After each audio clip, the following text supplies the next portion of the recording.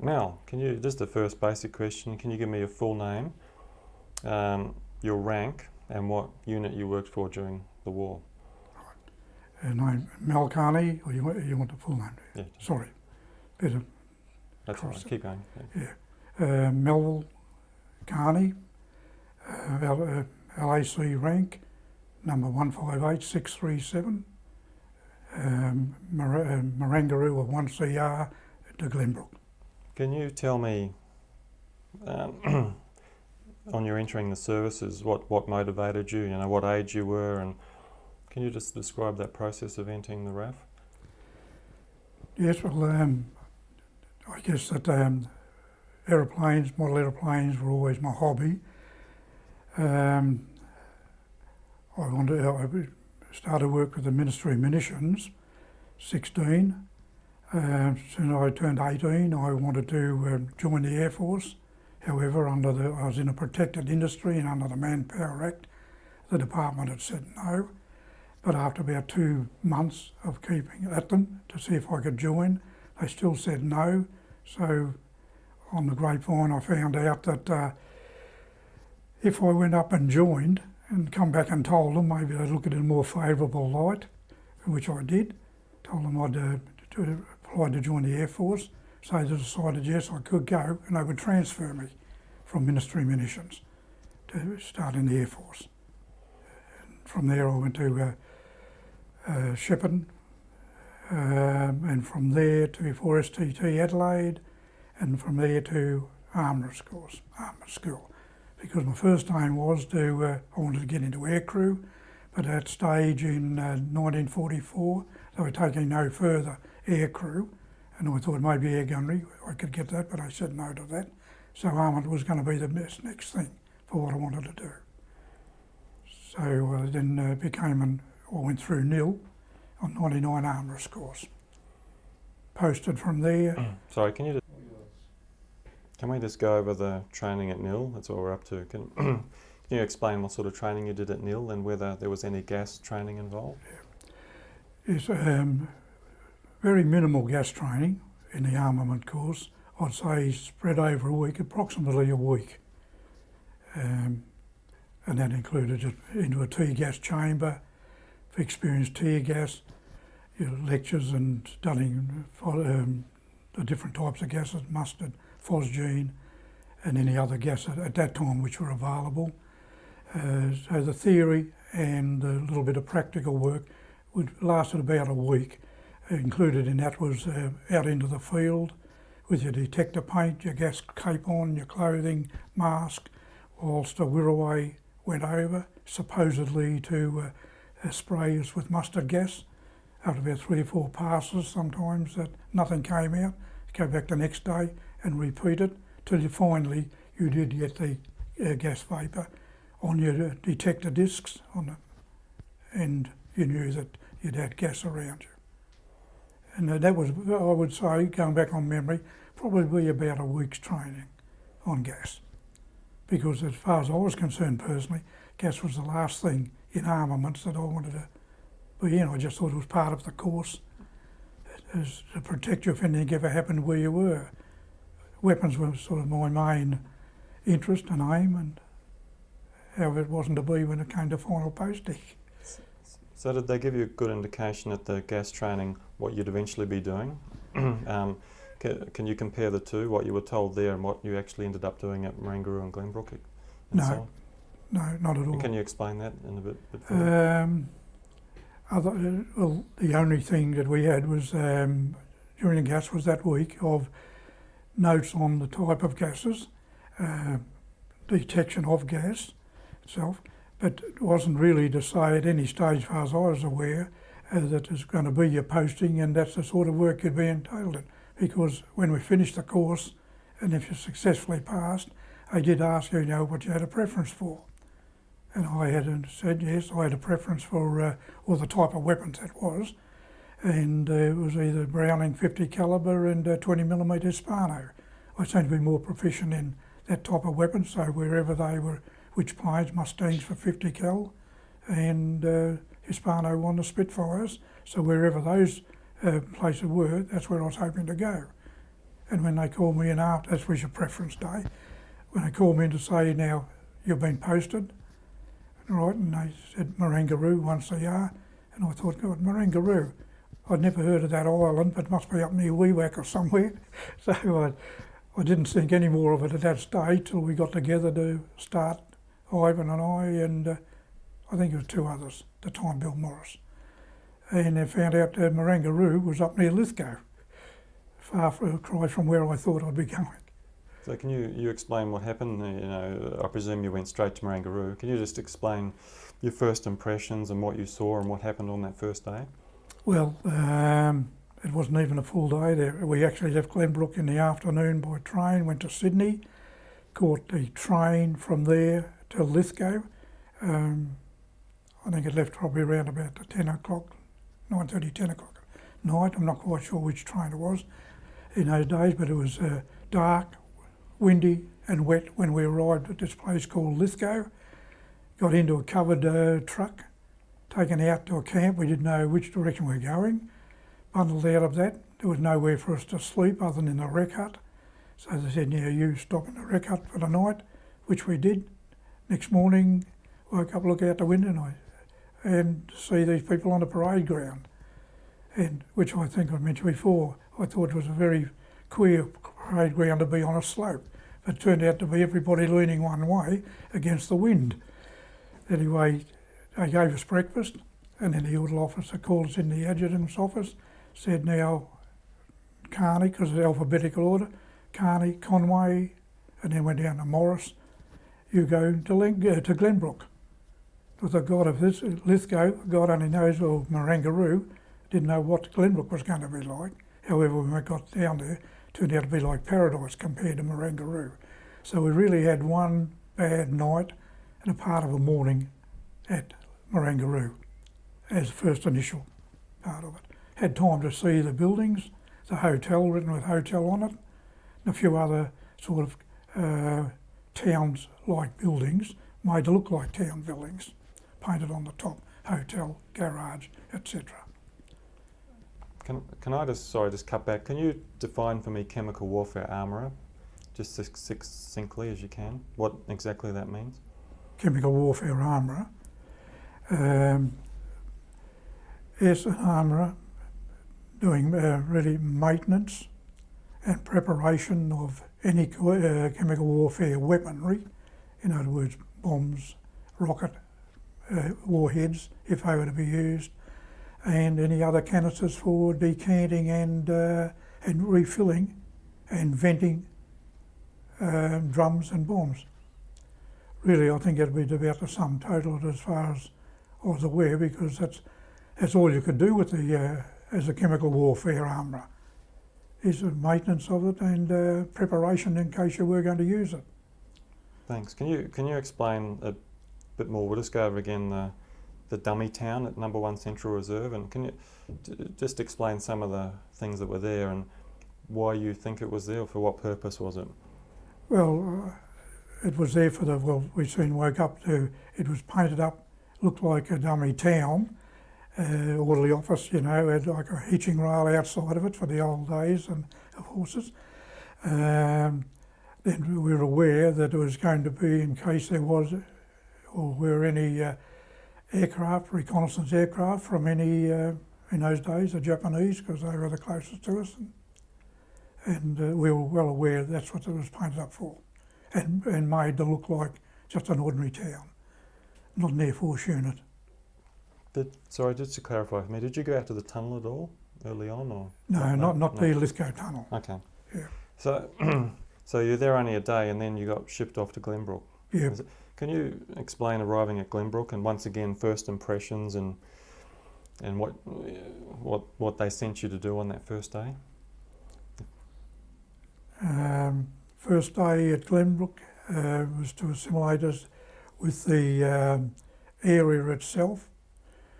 Told us what we were going to be hopefully to do, to inspect the canisters, the drums in the tunnel for leaks, when the times were right, to decant, get rid of pressures out of the drums and canisters, which was to be done outside the tunnel, not in the tunnel, down by the eastern end of the tunnel. They were the main duties of an armourer.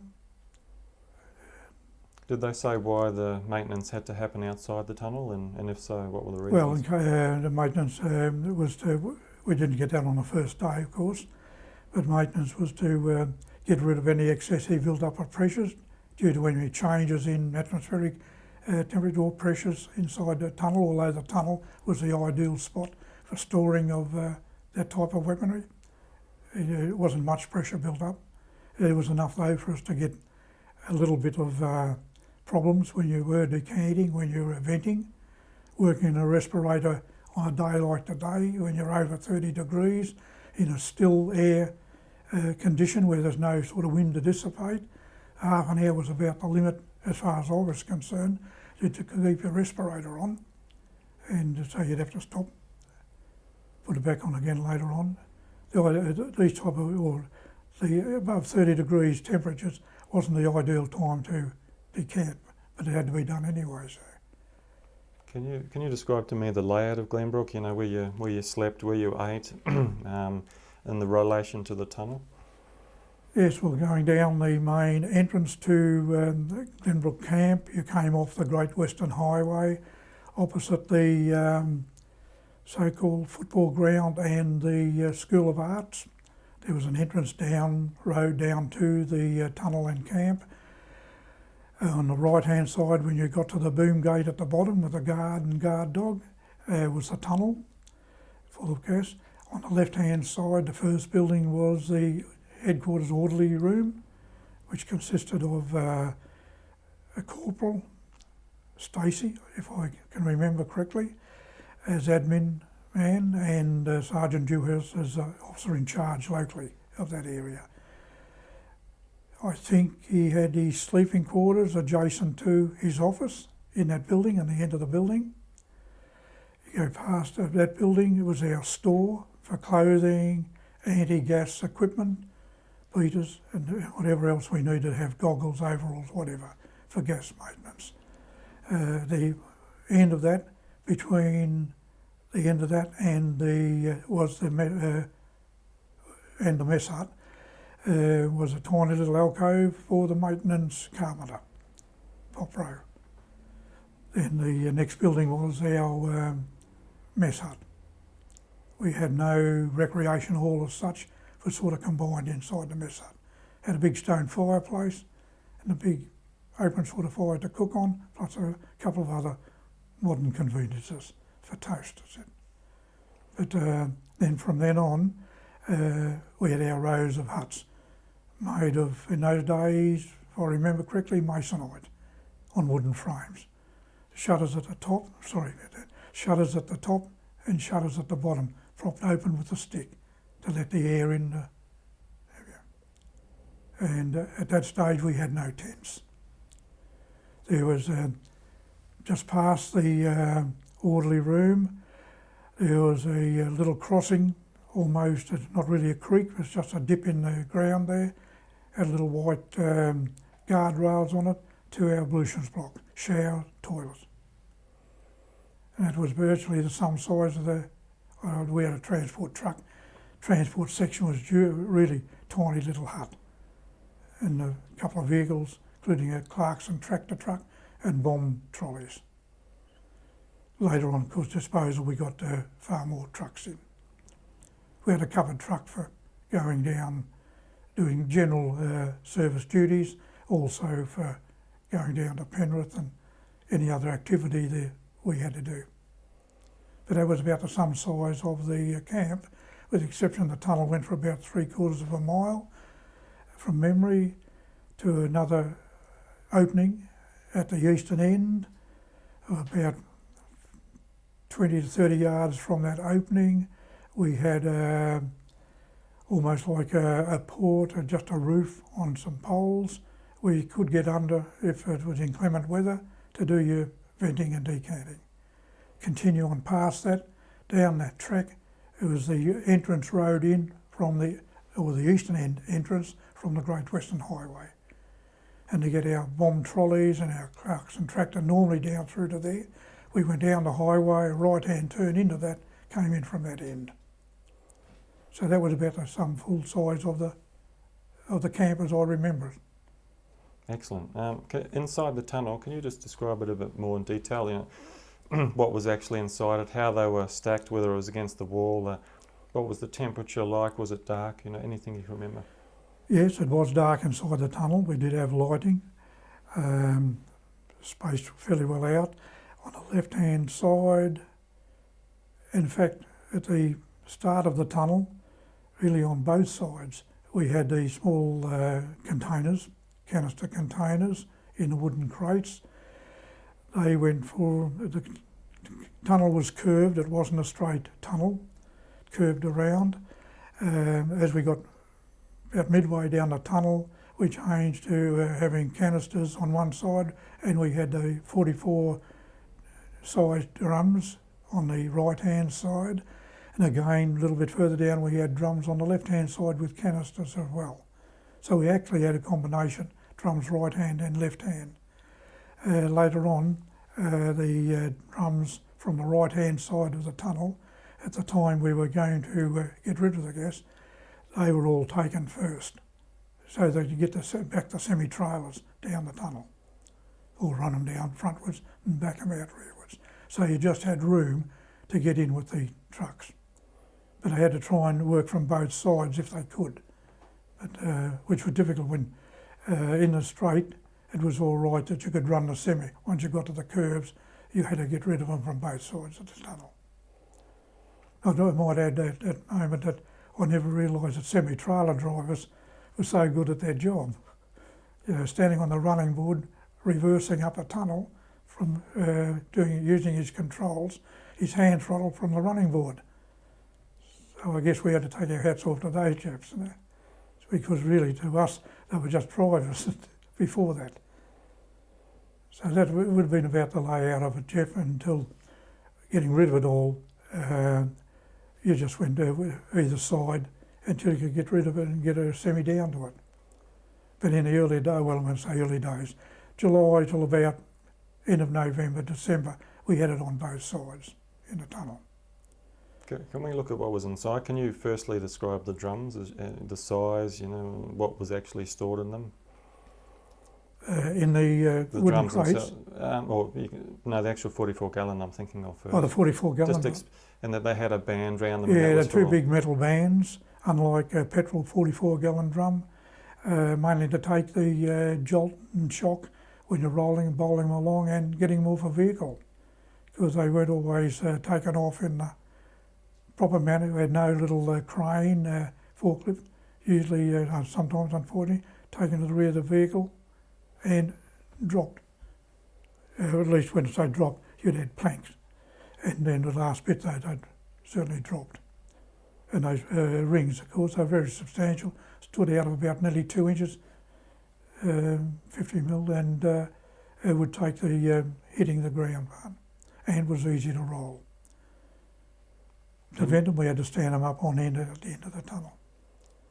Can you now describe the Milkern ones and the fact they were in a crate, and also the fact that they stored mustard to put in the weapons? Yes, to us we call them demijohns, almost like the bootleggers used to fill their whiskey in.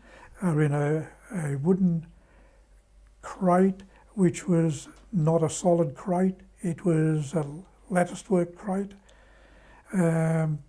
We used to look at those to see if there was any leakers amongst them, the same as we used to on the 44 gallon drums lying on their side.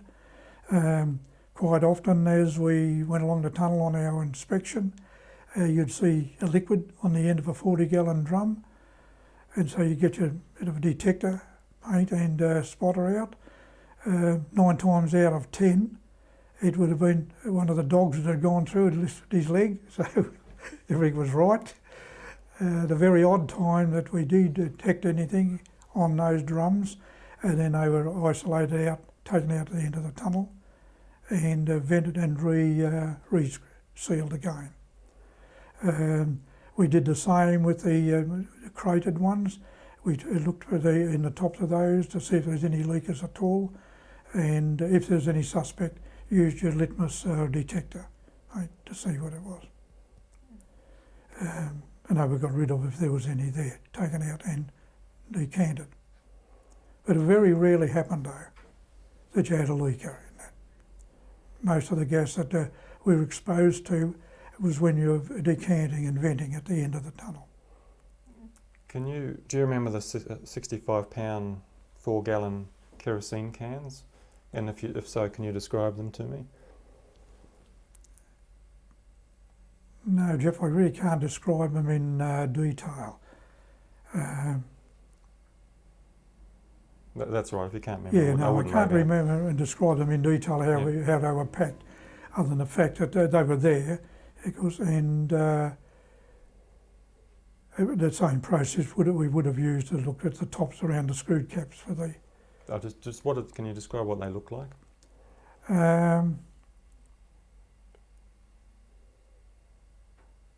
No, visually now, at the moment I can't tell whether they were in crates. I don't think they're in crates. No, they weren't in crates. I don't think they were. That's all right. I'm sorry about that. No, that's fine. Can you describe an average day in terms of maintenance? What did you do? I'm thinking in terms of dragging the stuff out of the tunnel, unsealing the bungs, venting it, and maybe explaining if you know why you needed to vent it, resealing them. Was to release any built-up pressures and to reseal in case any potential leakers amongst the caps, because you had to also inspect to see if there's a little bit, if they were inclined to be loosened easily, if they're going to be transported anywhere, then we decant or retighten. Didn't decant everything, but anything that showed signs of excessive looseness, we'd certainly do that. But others, as a matter of routine, on some of the stocks we did decant to ensure there was no build-up of pressure. But the tunnel itself didn't lend itself to a build-up of pressure really. You weren't getting extremes of temperature out in the heat or under galvanised iron roofs where you could expect to get a bit of build-up, same you would with any of the petroleum products which we had for the transport section. So can you just describe to me a day from waking up and what time and what you did and where you went and all the activities till the end of the day? Well, we woke up as late as possible, but as permitted. But no, it was the normal Air Force time, about 6:30, out, ablutions first, back into the mess hut, had your breakfast, then we'd be given the duty or whatever duty would look to be prevalent at that particular day, where it was down restacking the crates or the containers, or do venting instead. There were other duties which we did, which were in part and parcel, I guess, because we were a very small and limited unit, and he had a couple of, I think one dog man and a guard or 2 guards. And we took it in turns for disposal of any of the rubbish that was around the place. We just did any general duties that needed to clean up the place, as well as our normal armament duties of maintenance of the gas. Can you describe mustard gas to me, what it looks like, the texture, the colour, the smell, those sort of things? It was almost odourless, actually, from my memory of it at that stage. The colour of it was a liquid, not unlike sort of honey, because it vaporised when it was exposed to the air. But you couldn't detect it falling on you from our original training and test. You didn't really know it was around you till we saw our detector discs and our painted products changing colour. So it wasn't something, although we had masks on, gas masks as well at that stage, but when you took those off you still couldn't detect, or I couldn't detect an odour from the gas. It was a very faint odour. It must have had an odour when you're decanting, but just with the stillness of the air and everything, it wasn't, to me it wasn't nothing like mustard seed, or I expected it to be a really strong smell of some sort of flower or mustard seed, but I couldn't detect anything like that. You said you were wearing a respirator. Were you wearing anything else at all? When we're decanting, yes, we had to have our ointment on under our, anywhere you had soft joints such as under the arms, between the groin. Had our overalls, of course, detector overalls, and our mittens. If you didn't want to just rely on your ointment, mittens were hard to work in. When we're burning off, we could use those as well as the ointment, just to bowl the stuff off, because there was a lot of gas around everywhere. But that came later, of course. But in the general maintenance and working mainly, we worked in our normal overalls. Sometimes we had our goggles if we didn't have a respirator. The goggles were just a plastic mask, almost similar to what you use now if you're going to use a chainsaw or a motor mower. It had an impregnated band around it to seal it against you, and that protected your eyes, or was supposed to. But other than that, it was our normal overall, but provided we used our ointments. Did you think that provided sufficient protection and that the standard of equipment that you had was good enough? And if not, why not? Do you think the equipment you had was satisfactory for the job you did, and was it in good condition? Be quite honest, at that time we didn't think about that. We didn't know any better than that was the equipment, that was the training we had. In our training we had gas capes, of course. If there was going to be the fall of mustard gas anywhere, in an unfriendly environment, then you would have your full protective clothing, including your cape, including an outfit. But when it came to disposing of the gas, we had a completely different outfit. American impregnated overalls and coveralls. Very stiff ones that you could hardly, where you put them on, hard to bend to walk. But that came later. But for our general working, we didn't have anything other than our general RAAF overall. Boots. So why were you wearing US impregnated stuff later on? Because to get rid of the Air Force finally got on to better protective clothing. We had them in our store. There's no doubt that we would have used them there had it been a prolonged campaign, had the war not finished. We would have had that better equipment. It certainly was better than our overalls. And as an aside, we were all told as we were disposing of the gas that these overalls are no good for anything else, so keep your eyes off them, your hands off them. They were a nice khaki sort of striped piece of equipment. Almost, they were boiler suits really, but fully impregnated. And we just used to draw them each time to go up with the truck to the burning grounds. But then we found that by putting them in the copper with a packet of Purcell, you could get rid of the impregnation and had a decent pair of overalls. So, and they were still, what the residue we didn't use was still in the store when I left, when we got rid of it. It was certainly better equipment. I guess it was under Lend-Lease. They gave us better equipment at that stage. But we certainly didn't have it in the early days, unless it was in the store and it was no reason for us to be issued with it. But had we been carrying out any function such as the burning of the gas locally, then we would have probably had it, but not for general day-by-day use. So the American stuff was better because it was impregnated? Was there any other reasons for that? Or? No, the quality, once we boiled it down, was no better than our own Air Force Blues. But it was just the fact it was fully impregnated. Their goggles, I guess they were their goggles that we had, and they were quite good, but they were useless after you used them because they were no good for anything else. They had the sticky impregnation all around the perimeter, so it stuck against your face and you couldn't get anything onto your eyes if you weren't using a respirator. So, and we had thousands of packets of those and take it up to the burning grounds with us and coming back around about the school knock-off time for the kids down the highway. They used to like to see the convoy of trucks coming back. There weren't that many of us, but used to stand on the side of the road, so we'd throw them out, a couple of packets of the goggles.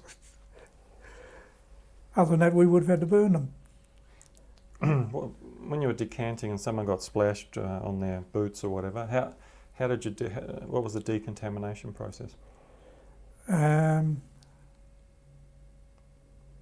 be quite honest, Geoff, I don't recall any of us actually being splashed with it. I had vapours from the gas at times when you took the respirator off, because we had the mittens on, had plenty of the ointment on. If it got onto your bare skin, well, then you'd have your ointment should have been on first, around your ankles and your groin, everywhere. But no, I don't recall any of us having had actual liquid mustard gas spilled on our clothing, other than the vapour from it, where we got it in the eyes at one stage, or I did, and that was only smarting of the eyes, and because the vapour was still around on the very still day, and but all I had to do was to flood the eyes with water, and I think later on they called it erythema. I used to get sore, smarting eyes, but nothing that I had to have any particular treatment for. I fortunately didn't have blisters or burns. Do you know of anyone else? Did you see anyone else with burns, or yes, my working partner going up and down to burn off area, Ron Stoker, he got burnt on the hands very badly, and because was taken immediately to hospital, to Richmond, I think, hospital at that stage, and he was still in hospital when I was demobilised, so he would have been later put out medically unfit, but he had it very bad on his hands, both hands, and I guess it appears from the way he got the burns, because we used to have to get onto the trucks to unload the gas off up there, getting over, climbing up on the wheel hubs of the bigger trucks, and then onto the top of the tyre, and then up over the side was the easier way of getting onto the vehicle to unload the gas, and the tyres of the truck would pick up, because when you burnt it, the bungs would blow and they'd go all over the place, into the bush, into the soil, and the truck would actually drive through it, and which we didn't know at that time was picking up residue, I guess. That's the only way he could have got burnt, as he did get burnt on the hands. Certainly wasn't from us taking the canisters off the top of the trucks. Or I wouldn't have thought so. I've never seen his report, but I'm assuming, having working with him, that's the way it would have happened. Can you describe what his hands look like and what it well, felt? From what I believed his hands were like, when he was getting out, when he's in hospital, they'd gone almost to just bone, his fingers. I mean, the blisters were so bad, and pulling them off his hands, and had gone almost to bone. There's still flesh, of course, there, but almost back to the bone with the blisters the way they were. Oh, I'd seen in training, and I'd seen on other films since then, and other publications, the effects of mustard gas, of course, over the whole of the body, and the size of the blisters on his hands, because his hands are smaller than what the body and buttocks would have been comparable to what you've had on your body, because there's not that much flesh on your fingers. So it would have been a pretty horrible end to a chap that worked commercially as a window dresser at one stage, because he relied on his hands, that type of thing. So it must have been devastating to him. And unfortunately, I never kept in contact later on. We sort of all went our own ways, and I did try to contact, couldn't find him in the phone book or anywhere at all when we were going to have the reunion back in 1990. But I was unable to find him in the phone books in South Australia. He could have moved anywhere though, of course. So there was no record then. Can you describe, did he describe to you the pain, or did you hear him screaming, or? No, I couldn't, to be quite honest. I couldn't personally describe it because it wasn't burnt like that. I know others like Les Parsons, who could certainly describe you the pain, and which he has, pretty horrible burns to his body. And also he had eye problems with it, and has still got eye problems, and possibly a lung problem from it as well, which he's had. So I know from him, of course, the pain was pretty severe, and from others, I guess it was the same. And certainly from films, which I don't doubt that you've seen, such as DSTO put out, Keen as Mustard. You've seen some of the results of it there, and the pain that those chaps went through whilst they still had the mustard gas burns, were still doing what they were supposed to do. So fortunately, I never suffered any of that. the slight erythema of the eyes or smarting of the eyes was the full extent of what I had from it. I'll just jump back to Yeah. Glenbrook briefly. You can't pass Glenbrook without mentioning the dogs. Can you talk about their ferocity and the sparks flying down the tunnel and mention? Well, all of them, when they opened their mouth, looked pretty ferocious to us, not liking dogs, particularly as guard dogs. Because they were guard dogs, we always believed that, you know, they're very ferocious. And there's no doubt a couple of the little half-breed dogs were. There was two Alsatians in particular, though. One was very ferocious looking. And there's no doubt if you're the wrong sort of person, come down, and as if you come down at night time, in the wrong side of the track down to the tunnel and to the camp, and you saw the sparks coming up the wire, because the dogs were anchored on a long wire from the bottom where their entrance to the tunnel was, up to a peg almost to the top end of the track in, and that wire, his lead or chain had a ring on it, so he could run the full length of that length of wire, but he only really reached about 3/4 of the way across the track, which allowed us to come down if you knew that where that was prevented in that say. And he was a ferocious looking dog, but that particular one was named Peter, and handled him right and sort of didn't try to tease him, and he was all right. Because at different times we had to put him on his chain because at a limited size camp you had to sort of put the dog on a chain if you could, and because mostly the dog man might have been down the other end putting on a couple of the other dogs. There was another, that was Peter, that particular one. The other Alsatian that I remember there, he almost had no teeth, but wasn't that ferocious at all. He laid around the camp most of the time. So he was almost a part of the camp and not a real guard dog. But we did have as I said, a couple of other dogs, black ones, a couple of half Kelpie, half Spaniels, cockers, and they could be pretty ferocious, and I think they're probably the way they were trained to be. I can recall one story if you wanted in. We very rarely got leave. I think it was 1 day per month we had a leave day, and this particular day on a Sunday it turned out to be, I had off. I went down to Sydney, and I had to pass until the breakfast or till the parade on the Monday morning, and I had to get the last train back out of Sydney, which was steam train in those days, and the late night one or early hours of the morning was the Mudgee Mail. And I got on the train, and it was to arrive at Glenbrook around about 5:30, 6 o'clock. They were steam trains, all steam trains then. And when I got off Glenbrook, there was a corporal got off with me, not from our camp, and he walked down to the camp with me. Turned out to be a corporal dogman to take over the dogs there. And I gave him the rundown of the camp, and breakfast was about 7 o'clock and etc. And I had introduced him to the corporal, orderly corporal, and had my breakfast and then went about my duties. I came in at lunchtime, and I looked around, he wasn't at lunch, and I forget who I asked. I said, "Where's the new corporal for Dogman?" He said, "They've taken him to Richmond Hospital, one of the dogs had bitten him." So he didn't come back there while I was there, so they had another change of people there. So yeah, the dogs, they were handy, and without the dogs you would have had more guards, rostered Air Force guards. And as a matter of fact, because we were a small camp, I think from memory there were probably 2 guards as part of the unit, but we as armourers had to take it in turns as well. We were rostered for guard duty at different times, and so that was part of our armament duty as well, and because of the size of the camp.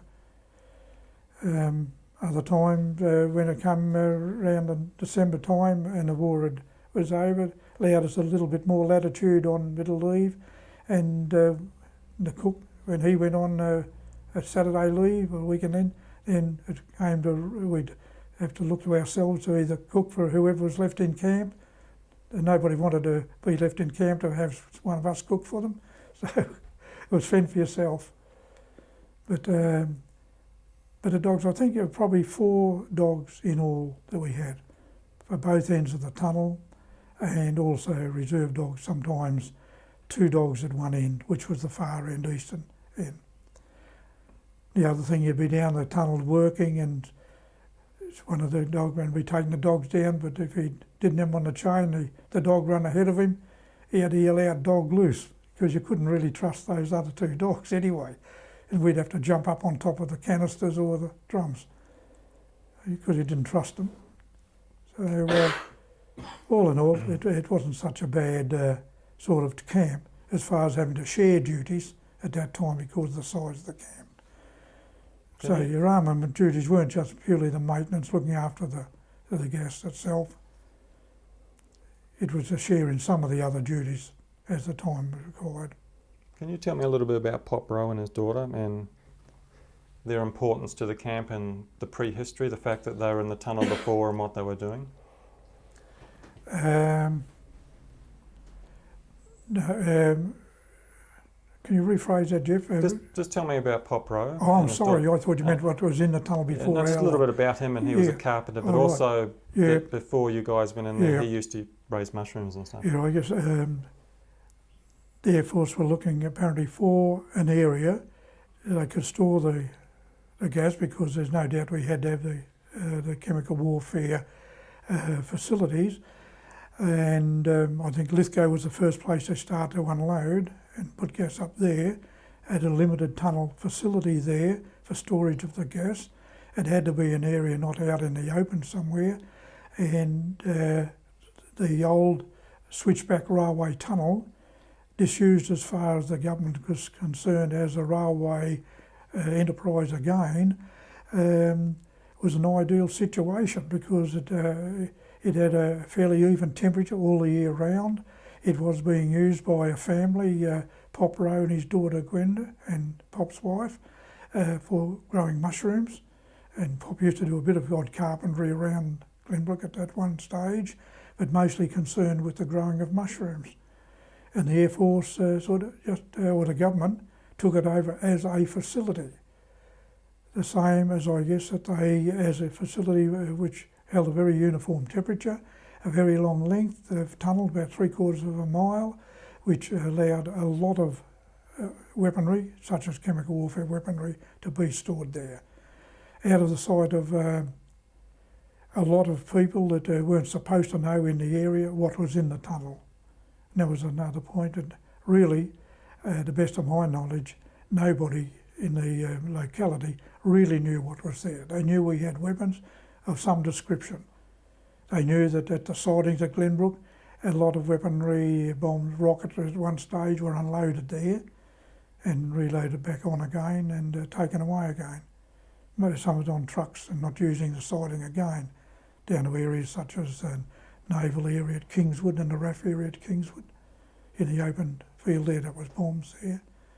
Because we went down at one stage to start unloading some of the bombs down there in what was the combined Naval and Air Force area at Kingswood, Mount Druitt.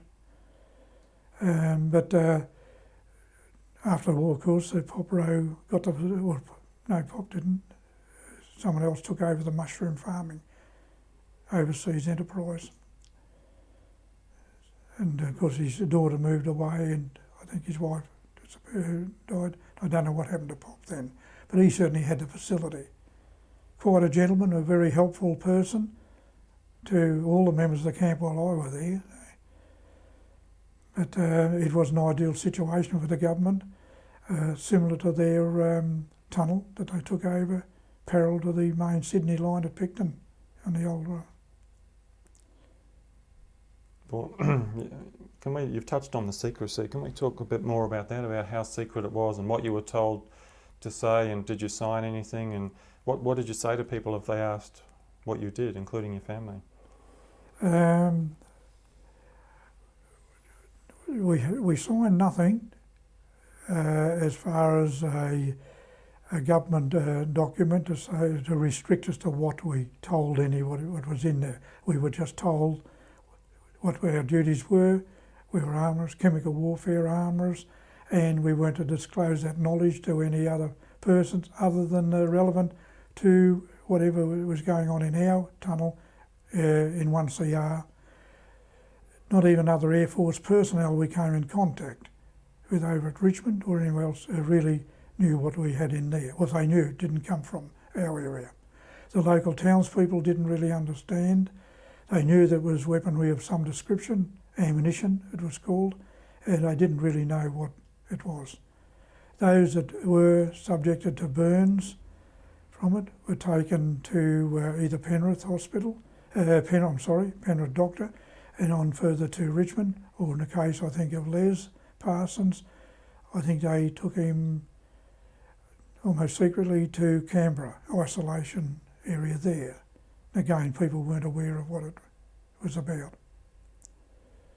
I mean, when I say people, the general people in hospital for other reasons didn't know it was mustard gas burns, other than the medical staff that were treating him. But certainly nobody around our area, nobody ever questioned about mustard gas. They just said ammunition. What do you do in the tunnel? What do you, like we see you up on the rim of your tank sometimes when you're supposed not to be there, of your water feeder tank. Where it was a very hot day somewhere, we'd jump in and you get a complaint to our corporal at the orderly room. You were seen on top of the thing, yeah, we'd check into water level again and for the camp, and that was all it was. Just got a certain couple in the Glenbrook area didn't like to see him, and I guess up on top of our tank. Mind you, there was no water on in Glenbrook in those days. We had a water tank built for feeding to the tank, to the camp. The locals all had their own rainwater tanks. Water didn't come on in there or start to come on till 46. So. And we used to, with our fire tender, as a good, I won't take you on into that, I guess, unless you want to know about it. We used to, because of the lack of water facilities and the harder times in Glenbrook and people's water was come very low, we sometimes with our water tank, which we used to replenish our own water supply from the Nepean River, would fill up again down there and go and supply some of the needs in the town, some tanks which had no water. Just mainly as a goodwill gesture in return for hospitality they gave us. Because they did, the locals did look after us pretty well. So, and it was just a sort of a goodwill gesture, I guess, of those that had absolutely no water, particularly at the time when the bushfires were starting to come through at one stage there, and everything was burning out. What would have happened if you had told someone what was being stored there? Well, I guess had we told them, we all knew that there would be a disciplinary action which would lead to probably a court-martial. The same, as you're told, that if you're relieving, if you're going on guard duty, and you went to sleep on guard duty at the tunnel, then you would be a hearing and a possible court-martial. So in those days, we were all pretty young, and that was the last thing that we wanted to see happen. And I guess that wasn't really the fear of it. I guess that we sort of followed the line that no, this was a job that that we were doing. It wasn't a job that personally, I'd never ever thought that I'd be a chemical warfare armourer. I wasn't interested. I didn't want to do it. But once I was had to go there, then it became my duty to do it. And the same in defence later on, or jobs ever I did engineering-wise, that it was a part of your function. That was your duty. That's what you were now. And because I knew they'd never have aircrew again, so that was it. So, but as I said earlier, Geoff, it wasn't my first love for what I wanted to do. It wasn't a choice when they gave us a choice. What would you like to do? Did you ever try and get out of it and do something else? No, not once I was there, because I knew that there was really no hope of getting out of it then, because the war was coming to an end and had come to an end, and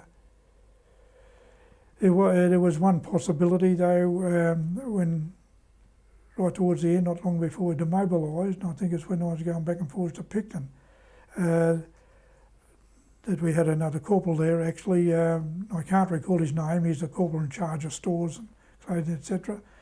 He said, do you realise that you can stop in the Air Force as an armourer because there's going to be Air Force unit going to Japan, fighter squadron going to Japan, and you can continue and sign on if you wish to.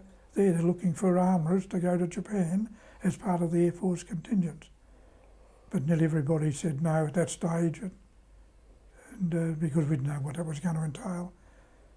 And as far as I was concerned, I thought, well, I transferred out of the department I was in, and I was going back there. So, and which is what happened. So no, I didn't take that offer, but that was the only way we would have ever thought or considered going into another sort of area, back onto armaments again. Mind you, I wouldn't have minded it, but I thought by then, well, no. But we were given no other opportunities. Nobody ever said, would you want to give up being a chemical warfare side and go and do a unit somewhere else? I think at that stage, unfortunately, Geoff, I think 2 armourers courses followed ours. It was very late in the war, and they had sufficient armourers to fill anywhere else that required. Can you relate to me a prank that the guys used to do with the tear gas capsules and throw them into the masonite huts at the... and can you relate what those tear gas capsules were, you know, and they were for training purposes or they were for testing gas masks with our... To best of my memory, they were similar to what we had at NIL in training in the gas, big gas room that we went into. A capsule almost made of like celluloid in those days, where they broke the end of it and threw it down and it dissipated the tear gas. It wasn't a great amount in it, was only a small amount of gas in it. And you didn't have your mask on in those days, not when you're doing the training. And as soon as it was to give you the feeling what happened with tear gas. Your eyes would smart and you start to cough, and you get to that allow you near a few seconds till you got used to this is what tear gas is like. And out you went out through the door. But in our general store there were a few capsules of tear gas for one reason or other.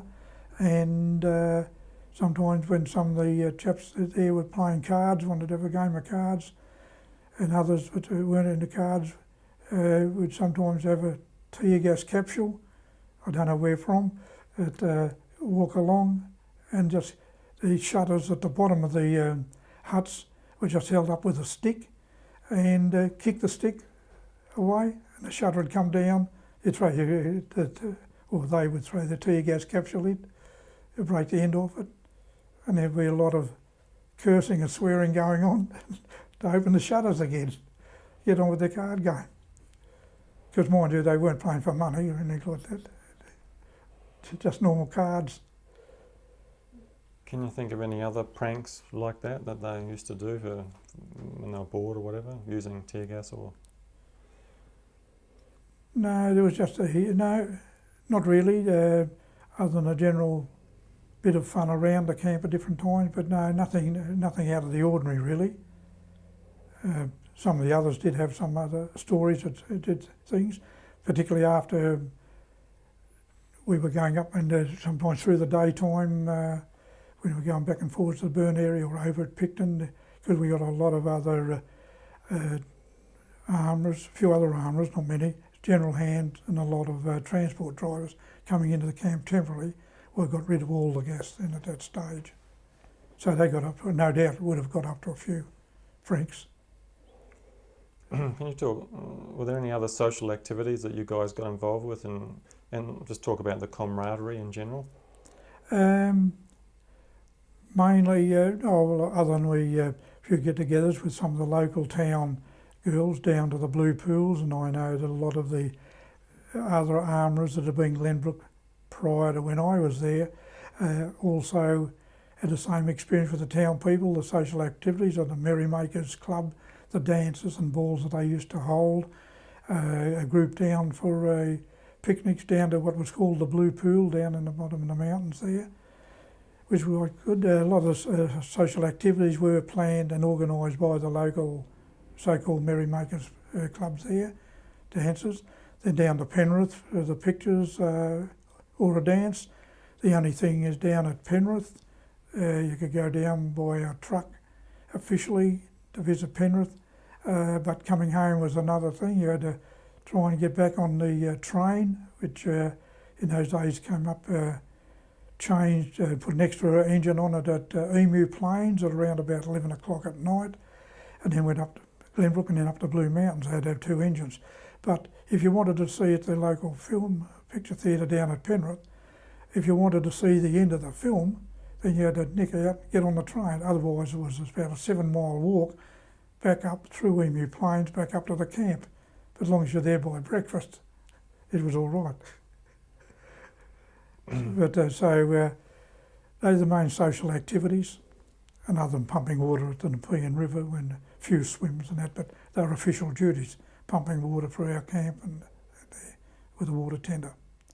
But no, the social activities were centred mainly around the townspeople putting on a dance for us about once a month, and then the Merrymakers clubs putting on a bit of a picnic occasionally for us there. There were tennis courts if you wanted to use the tennis courts opposite the camp virtually. But those days Glenbrook wasn't a very big place. You had a local grocer's, a post office and a general store, a bakehouse and a pie shop.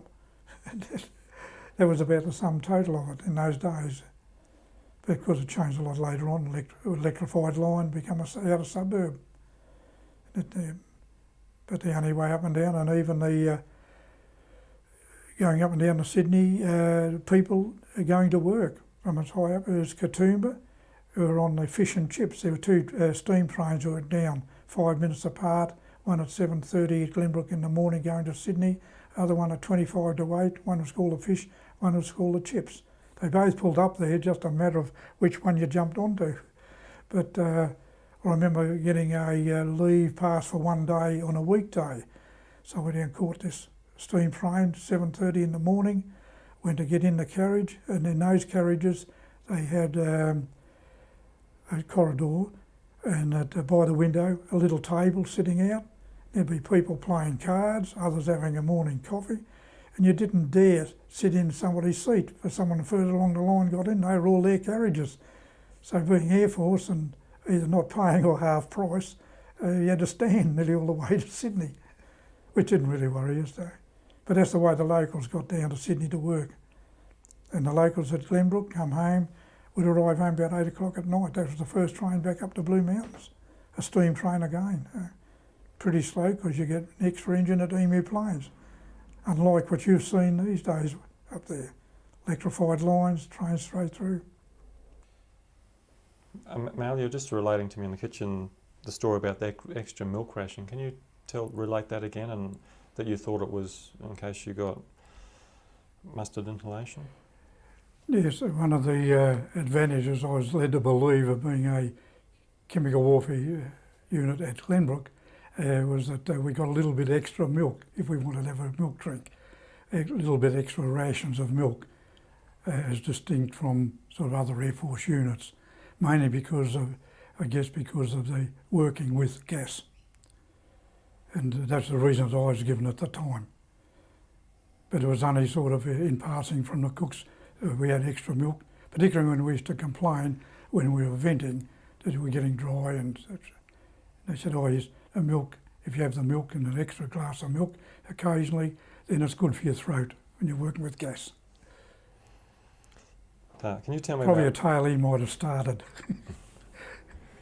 Can you tell me about the commanding officer there, and not just him, but do you think the place was a real well-run place, well organised, and if there had been a war that we were well prepared to move the stuff out? Yes, Sergeant Dewhurst was the local commanding officer.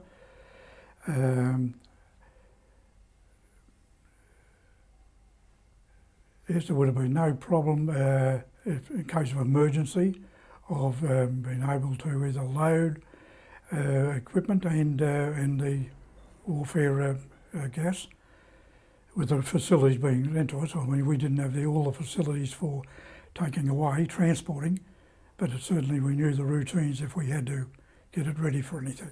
The camp was run in an orderly manner, as a normal Air Force unit. The orderly officer was the corporal. He ran the orderly room. We had a stores officer, which was the corporal, and we had Sergeant Geoff in charge of the camp. It certainly was kept in good order, and the surrounds as well, in case we had a visit from the commanding officer from 1CR, which came in ad hoc times, plus his adjutant at times. So he's second in command, I forget who it was now, from Lithgow. Can't recall his name now. But no, it was kept in good order all the time. The grounds were kept well cared for, because you never could tell that a lot of the visits were ad hoc, particularly from the commanding officer from 1CR on his way to Richmond on various occasions, various times of the day. So you couldn't afford to be lax about it, and certainly wasn't lax about the duties that we were given of a day. So, no, as far as I was concerned, it was run as good as any other unit that I'd been on, and even since, other than the units I've been on since. I've been out of the Air Force, and I have visited units. On the scale of the size of it and the function we're carrying out was no different really to what is carried on the existing Air Force units. Can you relate the incident you just did a minute ago as well about the vehicle you were in control and out of control? On the vehicle was the Clarkson, I think, little bomb carrier truck, we called it, little yellow Peril, which we used to tow the bomb trailers on, and any other product we wanted to put on it. And this particular day, I was given the opportunity, rubbish needed to be taken to the Glenbrook tip, and it had been contained on the back of one of the trolleys, and I said, yes, I can drive that, I'll take it to the tip today. And so I've been it, and I'd various times, because I've been on the bomb trolley, I'd been passenger on the truck itself and watching where the gears were. At that time I never had a driver's licence, but I was able to drive a car before that. And so I said, I'll take it. And up to the Glenbrook trip, and that wasn't any worry, it was uphill most of the way, then across to the tip all the garbage out, coming back, and I got to the top of our track in, and it started to gather speed a bit faster than what I wanted to do, and it got faster and a bit faster, started to apply the brakes, and it seemed to be not pulling up too well, so I had to yell out to the guard down the bottom, open the boom, and she sort of wanted to the boom head of it and looked up, but I was getting very close by then, and he swung the boom weight down, up went the boom. By then the brakes were starting to apply properly, and I had swung around inside the boom gate down to the transport hut and trolley, and by then the brakes were applied, and the weight of the trolley was all right then. It was mainly the weight of the trolley, in my opinion, that I was going too fast. However, it was successful. Did you know where the chemical weapons came from? Where they came from? Were you told where they came from? The chemical weapons I'm themselves? sorry. Yep. No, other than at one stage, some of what we call the demijohns and canisters, we believe from the markings, a lot of that was dug up from the residue of First World War. I don't know whether it's true or not, and from Egypt, from the First World War supplies. So do you know but what... I couldn't verify that. We weren't able to verify it. Certainly it was from overseas. It wasn't our local stuff. Do you know why it was here and under what circumstances it might have been used? The circumstance which I believed it would have been used would have been in retaliation for the enemy using gas in the islands. And at one stage there, towards the end of the war, I think it was sort of being considered that possibly the Japanese were going to use gas. And so we certainly, from our point of view, knew that whatever stocks we had there were going to be part and parcel of what would have been used as retaliation for the use of gas. How would have you felt maybe if it had been used? It's a bit hard now, I know. Can you think back then what you might have felt like? Or? Yes, well, knowing from what I've seen of footage and what I've seen of the results of the First World War, and I grew up in Mildura and as a boy there, and a lot of the ex-soldiers from the First World War who had been burnt with mustard gas, and I knew what it could do, and I certainly would never wanted to see it used, but as retaliation, if the enemy were going to use mustard gas, the same as they were going to use any other sort of weaponry against us, then I believe that we would have used it. And to me, there would have been no problem, as far as I'm concerned personally, in retaliation in kind, because I believe that probably in retaliation, it probably would have prevented the further use by an enemy of the mustard gas, or any other weapon for that matter. Can you tell me about Picton, your experiences there when you went there, and again, yes, at Picton. Just how it was laid out, and also a description of the tunnel, if you can remember.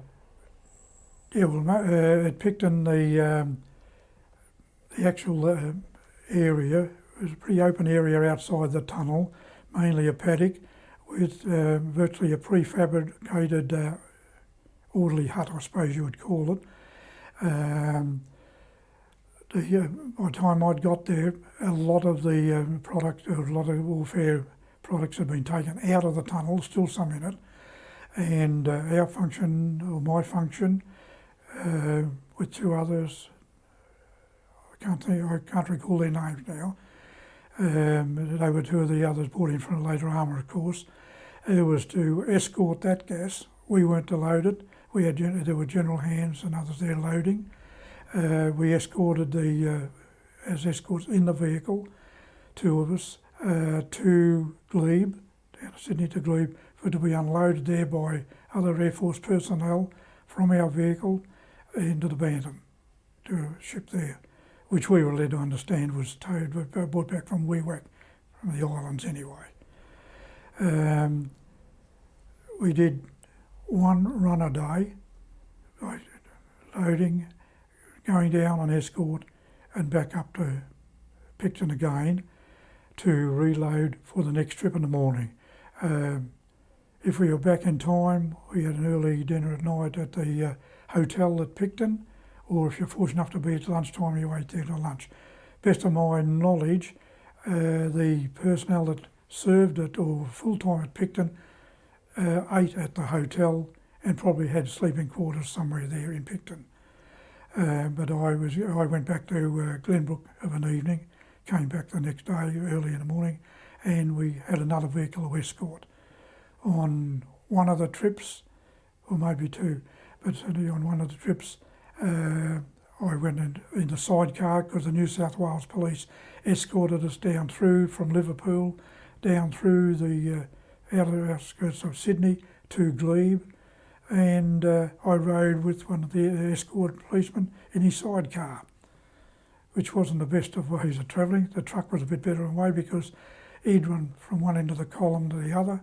I can't recall how many we had in our vehicles, but he'd go from one end to the other. He had one on the rear as well, in the sidecar. But sitting in a sidecar, he never told you when he was going to do a U-turn. You'd be sitting looking at the front and he'd do his U-turn, your head would still be facing forward. A bit of whiplash sometimes. But all in all, it was pretty good, in the sidecar. But the rest of the time we travelled as escorts in our vehicle. When we got to Glebe, because coming back I'd transfer into our Air Force vehicle, because they only escorted us full. They left as soon as we got to Glebe, and we went back empty. There was one or two occasions when we did go from Glenbrook with our semi-trailers and picked up drums of incendiary gel to take up to the burn-off centre, and that came off, I was told, and correct me if I'm wrong, The aircraft carrier Illustrious was brought a lot of troops back at that time in early 46 from overseas, and we had the incendiary gel from in drums, 44s virtually, from that aircraft carrier. It may have only been put on the aircraft carrier, I don't know, delivered to us, but we used that to burn the gas. Can I just stop you? We'll do Nunes. Yeah. Can you just, you're talking about the Nunes State Forest burn. Can you just describe where the material came from? It came from Glenbrook and Marangaroo. Yeah. And it would just describe, you know, picking it up, taking it up to the forest, putting it in a big pile. Then you can talk about the incendiaries that were added, and right to how long the burn took, and the clean-up. Is that too much to do in one go? Yeah, now, with respect to the latter first, the clean-up, we didn't end up waiting for it to burn off. We didn't wait for the full burn off. We saw the start of it, and we unloaded. They also had unloading hands up there, and then it was unloaded in a long line, one crate on top of the other and the drums amongst them. But as far as the burn off, to see the finish of the burn, if we didn't wait, we took our vehicles back to Glenbrook to be reloaded again to come back the next morning. With the incendiary gel drums, the bung was opened. It was from the truck. It was slowly run along the top of the line of crates, and unlike I think the earlier burn-off where possibly they used incendiary cartridges, I don't know what else they used incendiary material, but the incendiary gel alone with a tracer fired from a 303 into each end of it was sufficient to set it off, of course. But I believe that they probably used incendiary compositions, maybe incendiary bombs, I don't know, and probably used 303 Air Force incendiary bullets, 303s, instead of tracer bullets. But tracer certainly did the job as far as incendiary gel, because of the short distance. Even though you didn't see a light up time with the tracer, it was burning, what they call dark ignition burning time. So it was still burning anyway. But certainly the clean-up would have been done by virtually, I guess, about the 4 to 5 o'clock in the afternoon, because we got up there fairly early, before about mid-morning, was able to unload and get it started and then back again for our next load. Did you take the stuff up? Sorry, did you? Yeah, we took it up. Can you just describe, as I say, from picking it up at the tunnel, what you were putting on, and taking it up, that sequence, the first bit? Yeah, well, by the time we got back, the semis, empty semis, which had been left there because we had a number of semi-trailers and drivers came in to do the job, we take off with our loads, which had been loaded the afternoon before, and we take off early in the morning around about 8 o'clock, 8 to 8:30, and go up to the burning off area. And so we, the ones which were escorts and unloading them off our trucks, we weren't responsible for the loading onto the trucks in the tunnel. Although at various times we went down into the tunnel while they were still loading with the empty semis to see what semis we were going to take up there the next morning. There weren't a great number. I can't recall the total number. I would have thought the convoy stretched empty from the boom gate and the tunnel up to the entrance. I suppose we would have about 6 to 8, about maybe 6 fully loaded, because you could only burn so much in the day in any case, only unload and burn so much. So you couldn't afford to have the whole contingent of the convoy up there. Otherwise they'd be waiting around overnight with them on. So we had the two teams going virtually, one lot loading. In addition to the team up there unloading and burning, helping to unload and burn, as the escorts, we would help to unload. Mainly so we get away in time, so for the next load. Did you see any 250-pound bombs up there from Marangaroo? Was there another team No, bringing stuff up? no, we didn't take anything from Marangaroo. They were taken separately from Marangaroo tunnel and area to the burning area. They only had a shorter distance anyway. So their stuff was already there each time. But it was burnt in the one big heap, was it? No, sometimes they'd burnt a day before. They were actually burning before we started our burn. But there was still a residue of their stuff there to do. So I know a lot of the bungs out of some of the bombs were spread around, and certainly out of some of the big drums, even though you emptied loosened the bungs right off, once they start to burn, they build up the pressure and blow the bungs and then burn. It just used to dissipate and burn. But it certainly went a fair way. I think you can see on some of the aerial photographs around the trees in the open sort of area around there, because the trucks had a fair way to travel over that open area, which was certainly a lot had landed, not only in the bushes, on the ground though. So that's where we had to be pretty wary and pretty careful that you did have all your ointment on, particularly around your hands and joints. During the burn-off at Nunes, did you see or hear anyone else that had been burned? And if so, can you describe it? No, not other than Ron Staker. He was the only one. The only one who was. That's from, Yeah, well, we've covered that before. He talked about he actually hasn't. Yeah. But we haven't actually got in there that nobody else was burned. So it didn't include the statement. Oh, you're talking about at the burn-off or general? Yeah, the burn-off we're talking about. Yeah, being burned. Yeah, Being burned. not during the burn-off. I don't know of anyone else. Okay. Yeah. Yeah, but Can you describe the fire itself, its colour and how big it was and so on? to me it burned with just a fairly normal yellow, whitish flame. There was no sort of, other than the incendiary gel, which was really an orangey yellowish flame when it first ignited, the incendiary gel. But as far as the mustard was concerned, or believed to be the mustard gas, and the liquid of that, it was more just a general open yellow whitish flame. It didn't have any sort of real intense heat generation of flame, as you expect now, a lot of sort of red, very red, intense heat. The first intense flame was really the incendiary gel or the ignition material that was being used. But that was only momentarily anyway, so that burned very fast. But that went into a fairly yellowish flame with a lot of white in it, which was just the flame itself. Did they tell you why you were burning it? Not to dispose it, I mean, but in terms of the advantages of burning it versus other means of disposal?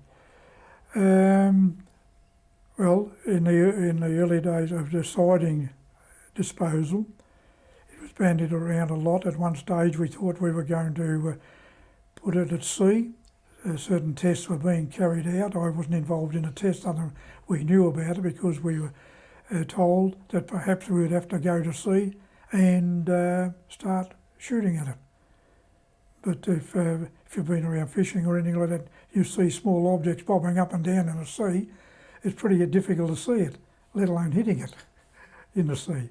It's vulnerable, with a projectile which would go through some of the casings.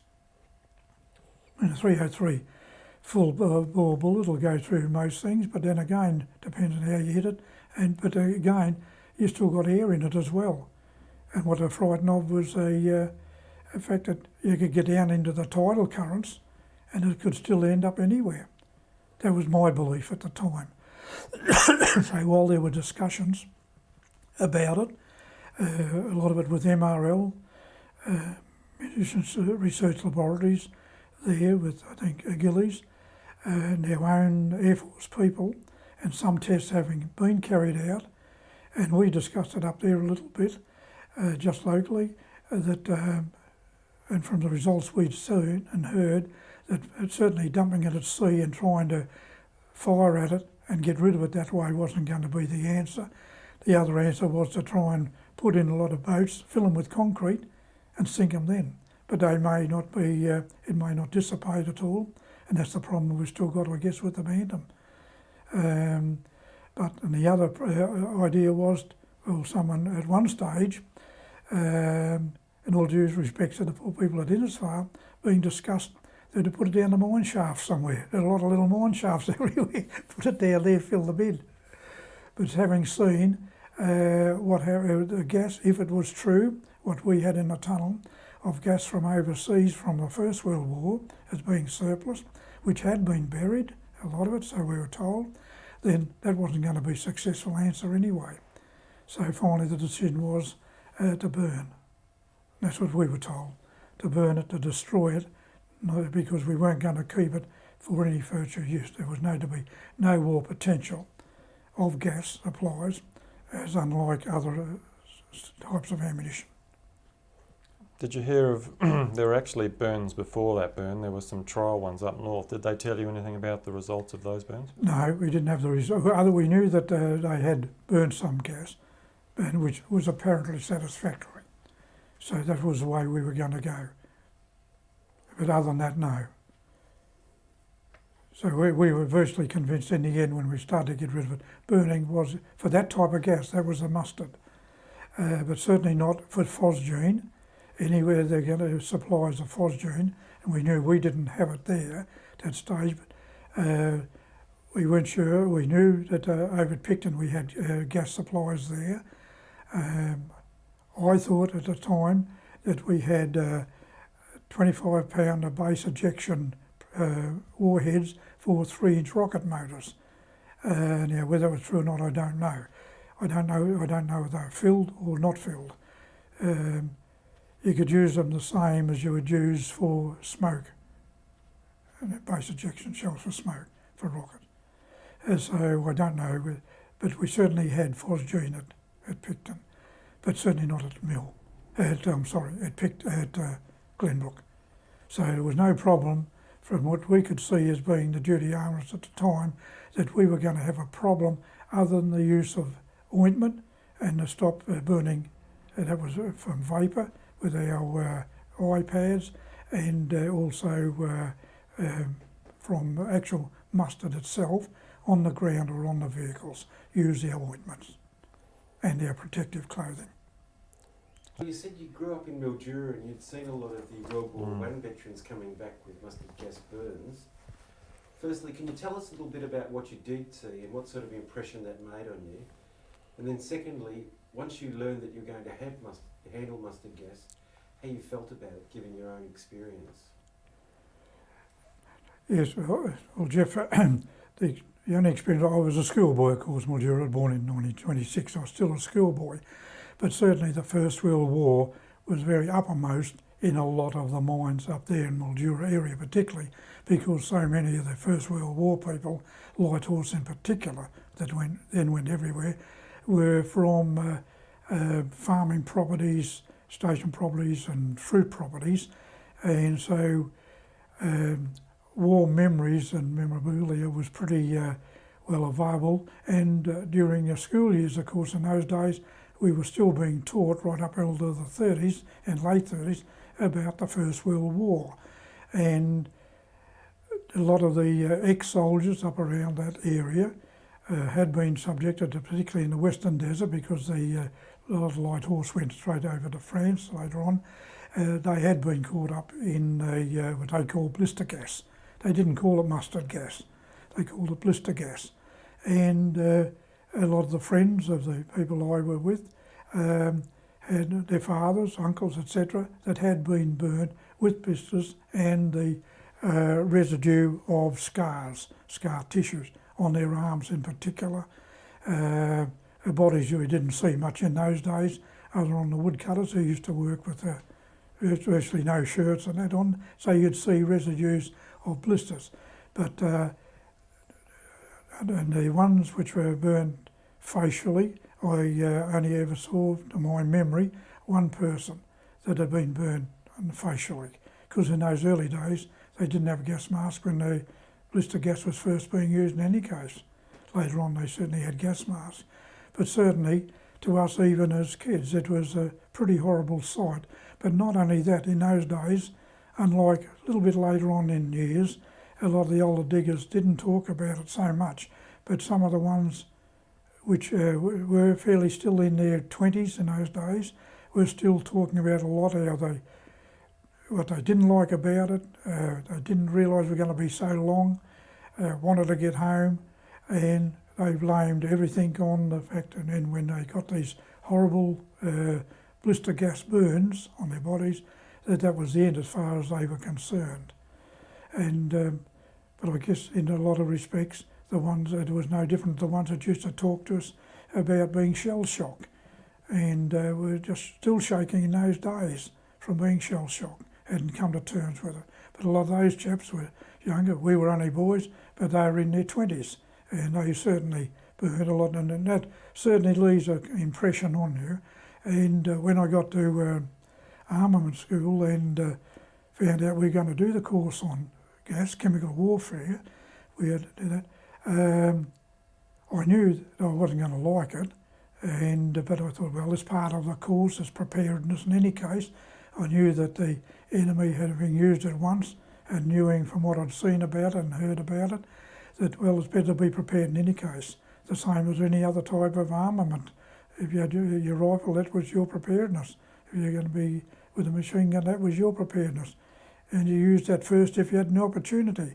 But if you knew, and then I was led to believe, though, as far as we were concerned, chemical warfare would be a retaliatory act, but then I had no hesitation as with any other weapon. If that's the way it was going to be, then we'd have to do it.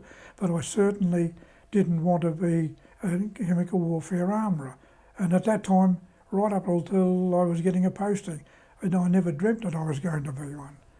Particularly when they said, well, you've passed your course, and what's your preference, the weapons you're most proficient in, and I said such and such, and knowing general locality where those type of weapons would be on what type of planes, I was quite happy wherever the posting was. And when they said Marangaroo, I mentioned before, I'd never heard of it. I thought it must be an island between somewhere. So that was it. And then I got a rude awakening when they said what it was. But then again, too, later on, and it was 1CR Marangaroo, with other Air Force personnel sometimes you came across, and even in the early days after you got out of the war, and people said, oh, where were you? Oh, 1CR. What's that, Central Reserve? Oh, you were sitting around as a reserve unit waiting for a vacancy where someone was needed. I said, it had nothing to do with that. And I mean, you couldn't tell them what it was anyway, but that was a bit disappointing. Feel that, all right, you were told this is the job you're going to do. When you were doing it, we knew it was an important job as far as we're concerned. We were armourers, but to be thought of as sort of, well, you're just sitting around in a reserve somewhere, reserve unit somewhere. They thought we were like, I guess, Army reserves, waiting to go into action somewhere else. They didn't realise that a reserve unit was something completely different to just a stores unit waiting to go into action somewhere. So that was disappointing. So to answer your question virtually, no, I didn't. It wasn't my preference to be a chemical warfare armourer, but having been made one, I had to accept it, and had to work to it the best of my ability, and do what was required of us. How do you look at it now, 60 years on? You said you were proud of what you were doing at that stage. Have you got the same viewpoint? Do you think what you did now, looking back, it's important? Yes, Geoff, I guess I have. You're talking about with respect to chemical warfare only or general weaponry. Chemical warfare, yes, I still think it's one of the worst type of weapons that you could use. Although the protective clothing and the protection from it these days is a lot better than whatever we even thought of being used in those days. But having seen, going back into the late 80s, having seen what went on with Iraq with their chemical warfare usage, particularly against the Kurds, and having talked with Peter Dung, done it at length in a few occasions, because I knew Peter from MRL, and I was next to him at Engineering Development Establishment, which was Army Design Establishment, and I had a lot to do with them as well on other chemical aspects of ammunition, but not chemical warfare aspects. Seen the actual films and documentaries of the later ones of the Iraqi usage, and also the documentaries on the trials during the Second World War on behalf of the British Army, carried out by the Air Force droppings using Army personnel as well. And I've looked at those on a number of occasions since. I would never want to see it used. However, again, my viewpoint is if it is a retaliatory action again and the enemy is led to believe have still got it, then yes, I would say then we should have the capability of being able to respond. Now, if there's a different type of weapon you can respond with other than using chemical warfare against them, then yes, okay, go for that. But if there was no other and it could prevent further action by an enemy of using that type of warfare, that my personal feelings are that yes, we should have that capability. I'm sorry to have to say that, but I guess that all my working life, I have worked for Defence of Australia, both in Ministry of Munitions, after the war in the Air Force, and after the war in various departments which were called Department of Supply and Defence, then Department of Defence, Department of Defence for Production, and then transferring in 1966 to Army Design Establishment for the development of ammunition. I guess I've been orientated towards defence and having a capability, irrespective of whether you use it or not, of being able to defend ourselves and to be able to retaliate against what other weaponry that's going to be used. Sort of sorry to have to say that, but all my working life has been with ammunition and defence and weaponry. So I guess I don't know whether that answers your question, but I am still a strong believer in, although no matter how horrible it was, and it wasn't my preference at all, I still believe that we have to have a retaliatory situation on our behalf. Have you got any health problems since then, either skin or lungs or anything else that you would attribute to either mustard gas or phosgene or war gas exposure in general? No, I don't know, Geoff. There were a couple of times after I got out of the Air Force, I know once when I had the ear problem, and that was due to the fact, I guess, in those days, and particularly with 50 calibre ammunition, the training, we didn't ever use ear muffs or any earplugs. It wasn't around in those days for us. But I did get, in venting, we used to get what I called hostile erythema, but stinging eyes, and I guess was from the vapour, and was called smarting in the eyes later on, but quick doses of water and throwing it, going up in the ablutions block, throwing water into the eyes sort of dissipated in any case, but I still suffer from eye problems, like a stinging in the eyes. It comes on all the time, complete weeping in the left eye, and which even when I just recently going to get it checked to find out why, and the specialist said, well, he said, it's a tear duct problem. How long have you had? I said, I've had as long as I can remember. It keeps watering up on the left eye, but I've had no blistering problems, none that I could attribute to the mustard gas, so none to sort of to complain about. So the only other thing that I did have a problem with there was sort of almost a bronchial thing. My voice used to go, still goes, by getting later in the day, my voice sort of gets a bit weaker and hoarser, but I can't attribute that to anything. The doctor can't attribute it to anything.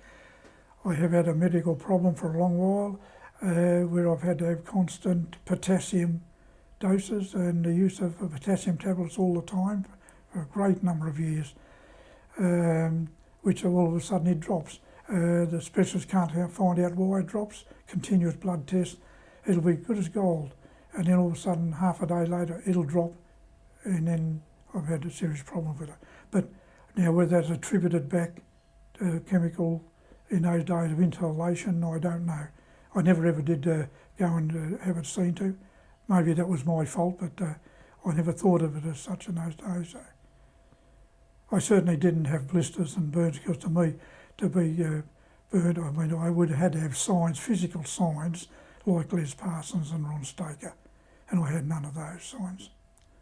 You never mentioned to the doctor about the potassium drop that you'd been using mustard gas? No, I've never told them about it, and perhaps I should have at some stage when I couldn't account for why it does drop suddenly and why I use the tablets. Because I use a lot of other, and have since 1960s, early 60s, been on blood pressure tablets for quite a number per day of blood pressure tablets. And maybe it's a leaching out of my system of potassium due to one of the tablets, but I haven't been able to account for it. They've also looked at that side of it, haven't accounted for that, so I guess that sort of answers your question, Geoff. No, other than if I saw great huge blisters come up, then I'd be running like mad to them. Do you think we should talk about our chemical weapons history? Big one. Do you think we should talk about our chemical weapons history, the fact that we stored so many here during World War II? I'm sorry, I didn't. Do you think it's important to talk about what you guys did? I'm sorry. And the fact that we had so many chemical weapons here in World War II? I do think it's important that you talk about it and have sort of undertaken this sort of task with it, because a lot of the people, Air Force as well, I guess, never realised what we had. We were always led to believe, and when we got out, that you didn't discuss that anyway. And it wasn't until we had our reunion that we were sort of brought back to light against, what it was all about, and the fact that they did see fit, and which I must thank that they Noel Stoneham and Moran, yes, for sort of investigating at first that there was no sort of information available to anybody else about chemical warfare armourers, and it actually struck a little lapel badge that we could actually wear as Air Force Chemical Warfare Unit. And with that, I mean, that gave me a far better feeling about what we had and what we did, because nobody really was interested. And even for years, I mean, what did you have in the tunnel? Oh, we had stuff there, what did you do? And it wasn't really until the Iraqi people using it against the Kurds and the Iranians at probably one stage, and then Peter Dunn was sent overseas as the Australian rep, and we got sort of discussing it a little bit at that stage. Then and I'd said to even to Peter at one stage, I said, nobody has ever sort of said to us in the Air Force or anywhere else about a chemical warfare unit. And I said, and we did have it. And he said, I know that now. And then not long after we'd had the reunion, I got a phone call from the Sydney Morning Herald, and a reporter there asking about chemical warfare in the Air Force. And I said, oh yes, where'd you get your information? And he said, oh, we've got your name from a number of other people who were also involved with chemical warfare. And I said, well, the only thing I can tell you is, I said, first of all, I think you should go to the Air Force and ask them the questions. I don't feel I'm at liberty to be able to discuss it with you. She said, well, we know that you got rid of it from certain areas. We know that there was a ship involved. I said, yes, there was, the Bantam. I said, and if you go somewhere off Bullamai,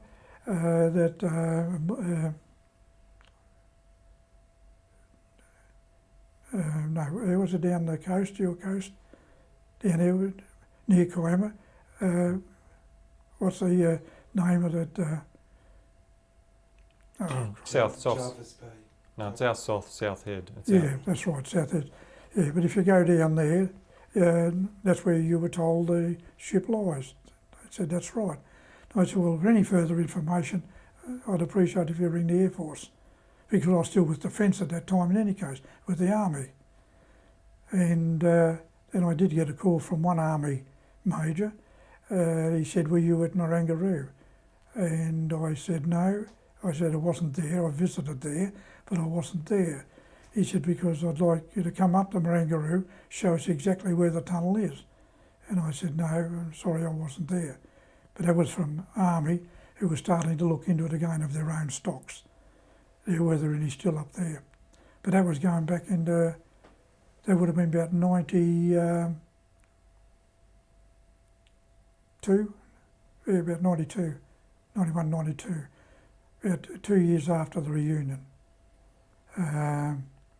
Why don't people nowadays know about it? Why is it still not known? Do you think there's any reasons? Is it deliberately being kept a secret still by the government? Or? Well, all I can think of was, it was a term they didn't like to use, chemical warfare. It's certainly come into prominence after, in this last couple of years of looking for weapons of mass destruction, as they call it. And I think a lot of them, even as service people and the government at the time, didn't want to really recognise that yes, we did have that type of weaponry. Now that's only a summation on my part, but not only on my part, that I think even at that reunion, there was certainly a lot of the other ex-armourers there at the time from their own local government people didn't recognise or didn't want to recognise that we did have that capability and were doing that actual job. And we weren't being looked at really in the same light as other General Air Force personnel of the same classifications. It was a bit disappointing from that aspect of it. And even now they I guess the ones that know about it, other than the armourers that were doing it, sort of shrug it off and say, oh yes, just like that, you know. It didn't seem to them to be an important job in any case. So to me, answering your first question, yes, I think it's a good thing now that it's being highlighted, and particularly in probably detail of not only reports of which may be around, because I've not seen any reports other than looking at a sort of documentary or Gillies report.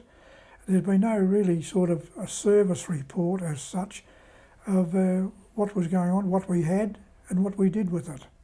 It had to be relied on really outside sources to undertake the project. So now you probably will have far better knowledge of whether the services have put out any other reports. Could go back through a lot of archives, I guess. Probably no reports even of Harry Dewar, Son Dewar and I making a trip to Melbourne when it was first going to be decided how do we get rid of this stuff. Harry and I came down by train from Glenbrook, carrying a little box with 2 little jars about the size of Vegemite jars of our mustard gas to be analysed again down here at MRL, Munitions Supply Laboratories as they were called in those days. Dr. Gillies was still there in those days, and that was must have been around about December, January, December, I think it was just before Christmas. And we had to bring these 2 boxes down. It had to be the 2 of us. They couldn't rely on one in case something went on. But we couldn't come by road. We had to come by train. We went by road all right to the station, which had to be a goods train. It wasn't in the goods yards of Sydney. We were put in the guards van with these little box. We weren't allowed to travel in any other type of train, passenger train. We were put on a goods train coming to Melbourne. That goods train stopped at a lot of country areas, loading, taking one cattle truck off and putting another one loaded with sheep or something else. We had to suffer this all the way of about a 2-day trip or more to Melbourne in the guards van, and then finally right at Melbourne, and then by vehicle we went out to MRL. So get rid of the stuff. There's one little sideline from that. I'd been on the train for about a day. And all of a sudden I'd started to feel before a couple of what I thought were bites in my ankle. And I said to Harry Dewar, I said, there's spiders in this goods van, keep biting me on the ankle. And so we had to look around. There was a couple of tiny little pricks on the side of my ankle, no spider, but it went on a couple of times. and I felt it again. I pulled up my overalls, got out to make the trip. Harry said, "You can't go in those old blue overalls you're working. Draw a new pair of blues out of the blue overalls. Look well dressed when we go away." And he was all right in his sergeant's uniform. I was in my blue overalls. So we got these overalls, but like all Air Force ones, they were too long. So I tucked them up, and I'd put a couple of pins around the bottom to keep them up. And what I thought was a spider kept biting me was the 2 pins in the bottom of the overalls kept biting me on the leg. So that was only a sideline though of what went on. And to get a cup of tea on this Plaster Guards van, we had to walk up the length that he stopped in the open for no reason other than they wanted to have a stop with the train, probably while other trains were using the main line. I'd have to take a billy from the guards van bloke up to the engine driver, give me a billy of hot water, back to the guards van again. But at least we lived on it and that was all right. But that was the way we travelled. But that was the first inkling we had that our gas was to be analysed to see which way we're going to get rid of it. You've touched on it, but you're obviously still disappointed on the lack of recognition 60 years on. It still affects you? No, it doesn't affect me. It just disappoints me that it doesn't really affect me particularly any other way other than the fact it's a disappointment that you said you're going to be gas warfare armourers. I don't, and then sort of shrugged off by other Air Force personnel. And when I come to be demobilised, blokes in the line there when you're waiting to go, where were you? Oh, Glenbrook, once the Armourer. Oh, what's that, reserve unit sort of thing, you know. It just didn't enlighten them any further. You weren't asked any questions about it when you were getting your demobilisation papers. And so I just assumed they knew where it was, what it was all about. And but no, to me it was a disappointment later on. And even in those early days, however, I don't know how the other armourers felt, ex-armourers felt about it, that whether it was disappointing or it was just one of those things that that you live with. And we certainly lived with it. It didn't do us any damage, I guess, as far as feelings, but other than the fact it was disappointing. Is there anything you'd like to add that I've missed? Things you think are important to tell the people out there? No, I don't think so, Geoff. I think we covered it pretty well, the general areas of it, because it to a lot of it seems, I guess, a tedious task of the stacking, the maintenance, the unpacking of it, the restacking, looking at it, checking it to see if there were leakers. 9 times out of 10 it was a dog walking past who had cocked his leg up, and so that was okay. But no, other than that, everything was all right. And I think you've covered it very broadly, actually.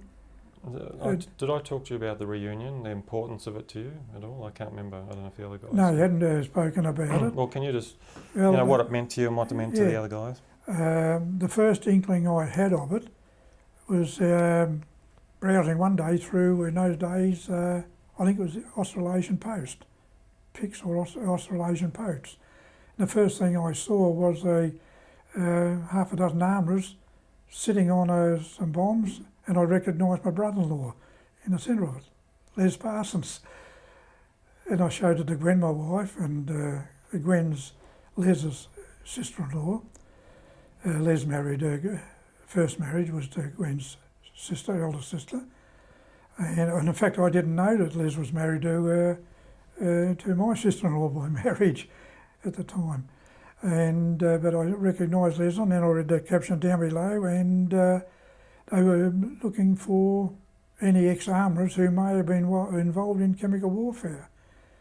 So I looked up the number, I figured who it was now, rang the number, said yes, my name's Carney, and I was involved there at Glenbrook, and I can give you my number and details if you want to take it any further.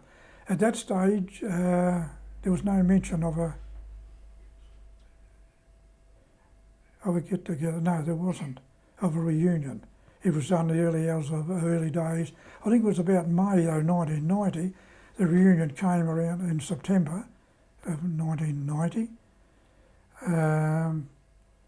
Because I know arranged a meeting at St Mary's for 2 days after the reunion. and yes, that would have been September. And I thought, no, that's a good thing. Yes, I'd like to see some of the other armourers and see what was involved by the others who had been there before me. I didn't know of all the other units at all. I knew of Innisfail because at one stage we thought we were going to go to Innisfail. But then the ones preceding me at Glenbrook, some had gone to Innisfail, I think. Some had gone maybe to Armourer. But Innisfail was one which was mentioned to myself. I don't know either.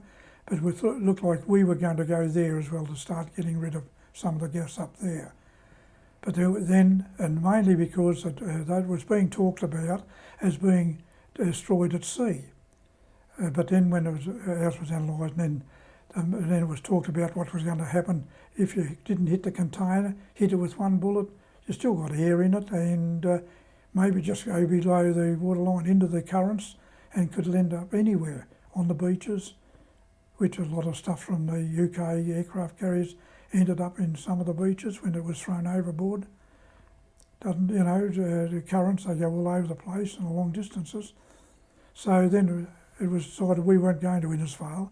They probably had enough that were already had been sent, plus I think the latter Armourers course, probably from Armourers course 100, we're going to go up there because they hadn't been posted around. So it was mainly from the Glenbrook point of view. But to me, that was going to be important as far as reunion point of view, because it was going to be held at Penrith. In any case, the Panth was close to Glenbrook, so I thought at least I'd see some of the ex-Glenbrook people there at the reunion, and Air Force personnel, and probably the tunnel again. So no, to me, yes, it was a good thing, and in fact, memories of that even has been very good. And we didn't have any of the photos that Ray were fortunate to have of there. And at one stage we were going to go, we went to Richmond, we were going to be flown around over it again. However, the plane didn't get off the ground. Did you go to Glenbrook, and what did it feel like? No, yes, we went to Glenbrook and seeing it again, because at that stage, I think Ray probably remembers it too, there was a commercial enterprise in it at the time, redoing the mushroom growing point of view. So, but seeing it again, no, was a good thing. Brought back very good memories of the place again. Nothing I felt sort of ashamed of. Mostly happy memories, and good to be able to see the place again. Glenbrook had certainly grown. There was a station called Lapston, I believe. Disappointing part was Eastern Headquarters had taken over, but that was not long after the war finished. Had taken over the Lapston Hotel. The road bar, which we knew well, a very streamlined little affair, became a telecommunications switchboard. That was disappointing, but I'd seen that on my trips up to Lithgow since then. I did have occasion to go back to Marangaroo a couple of times, as a matter of fact, to look at a project which I'd had underway here for the RAAF, which 25-pounder smoke and flash bombs made with mistakes by industry, and we had a lot up there, a lot at Albury, which I went to inspect to see what went wrong with them. And so I still knew Marangaroo, and I still knew it had the tunnel was still there, but there were no gas in it, of course, at that stage. So no, they were good memories of Glenbrook for the reunion. And even going back to Lithgow, Marangaroo, for that day trip we had up there, was still a good thing from a reunion point of view. Personally, I think because it has been now 15 years since the reunion, I would have liked to have seen another reunion if it was possible with those that are still able to go to a reunion. Somewhere central for those that can still make it. But I don't know the feelings of some of the others on it, because it is difficult these days for a lot to get around. But it would be good to have some sort of maybe contact and maybe a reunion again to see if we can get together. But certainly it wasn't a waste of time of the people who organised that reunion. To me, certainly not a waste of time for the work you've undertaken and your crew to get this thing underway, and to see some sort of recognition and documentation in time that this really did go on and really did happen. Thanks, And Mel. we weren't just a name somewhere as a unit. Thanks. Up there. Okay now.